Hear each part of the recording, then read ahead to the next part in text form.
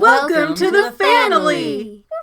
Hey everybody, you have McGann the Fangirl, and I am here today to make a shadow box of my daughter's Cub Scout stuff. I did a very similar one when my son crossed over to what was at the time Boy Scouts and what's now called Scouts BSA, because he also earned the Super Achiever, and I thought that was really worth celebrating. And besides this shadow box, which I did get at Hobby Lobby, I think it's like $25 originally, but I got it half off, so just wait for a good sale. Ooh, that's why I had these face down, because those pins are all scratchy. And then I might use packing tape, I might not. We're just gonna kind of have it off to the side in case we need it. And I've got a decent pair of scissors, some of these little push pins to help keep things in place if we need them. So the first thing I'm gonna do is take this off so I can quit covering this section, because it does say not just the pack number, but when it was established and where it's located, which is information I don't really want to share with the internet. Safety first, everybody. But I do just want to take a minute to show off because I'm really proud of my daughter for earning all these pins. She joined in February 2018, crossed over in February 2019, and she said, I want to earn everything there is to earn. So we did all the pins. My son had also earned all the Weeblos pins, but there were fewer of them. There were only 20 back then. To make this fit well in the case and have it a nice display item, I have to cut these colors. I'm just going to cut as close as I can to the metal.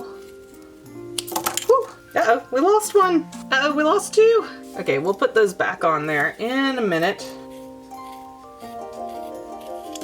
And it is just going to put some bits of whatever this stuff is made of everywhere, so be prepared for that. And now I'm just going to cut over again to try and get all the excess bits so none of them are visible at the end of the project. Unfortunately, when they switched from 20 pins to 27, they did not make these colors any bigger, and they need another flap for those because it's just not enough space. Okay, took a time out for a minute so I could kind of repin the pins to make them fit a little bit better. They are still in order of how she earned them, so I tried to keep them that way the best I could. But let me scoot all this out of the way for now so that we can start working in our Green Tree Gallery brand shadow box. This one is 19 by 7 inches. They do have various sizes. You'll just have to figure out what you need. It was originally $23.99, but I had a half off coupon, so there are totally ways to get that a good bit cheaper. There we go. Now I'm going to move the glass part out of the way and just work with the mat, which has this kind of spongy backing that's great for putting stick pins. And it came with 4, so we're going to reuse these as much as we can. And now we're just going to work on getting our layout back how we wanted it. She did get the Arrow of Light, which I would have put under here, except she can wear it on her Scouts BSA uniform pretty much until she's 18, so I'm not going to take that off. And also, where these are kind of frayed at the top, you could either try to super glue the top of it together so that it's more firm and it's not going to come undone anymore, or you could always try to take a lighter and sort of singe the edges so that they melt together. And any younger viewers, please remember that you have to have an adult help you do this. This is not always a safe crafting project for you to do by yourself. Okay, we're just not going to really push anything in yet because we want to make sure we get our spacing just right.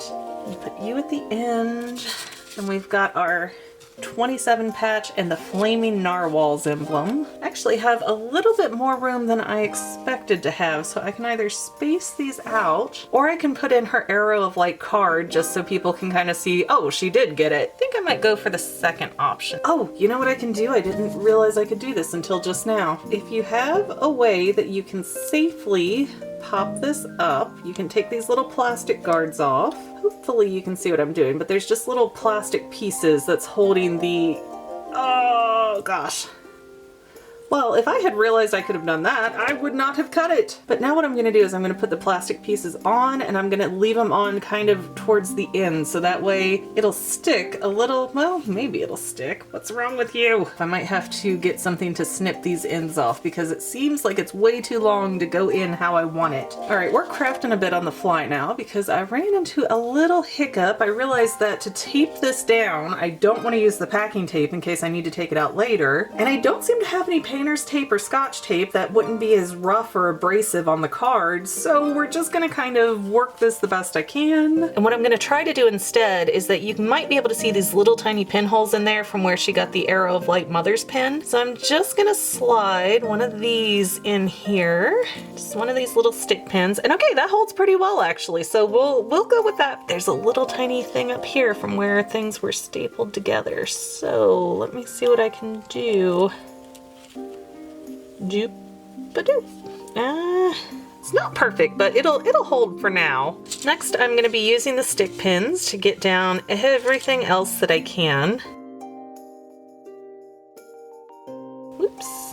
Try to keep those pins looking nice in here. And I do really favor the stick pins for this because you never know what you might have to take out later for some reason. Ooh, that's starting to fray like crazy, so good thing we're not really going to touch this after we close it off. And for these patches that have the pocket piece, I don't really want that getting in the way, so I'm just going to fold it down and kind of pin through it if I can. That should at least hold most of that down for me. Maybe not. Maybe the better solution would be to slip this up here so that it doesn't pop the badge up so much.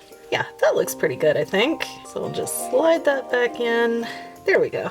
That looks decent. This one's pretty thick. I can feel myself scratching the back of the board. So for this one, I've tried moving these little clear circles all the way towards the front so that maybe it'll go in far enough to stay, but not quite right. But it's all right. Hey, crafting isn't about being perfect. It's about enjoying what you're doing. And I will probably go back through and take a picture of the finished project just so you guys can see how it all turned out when I was finally done.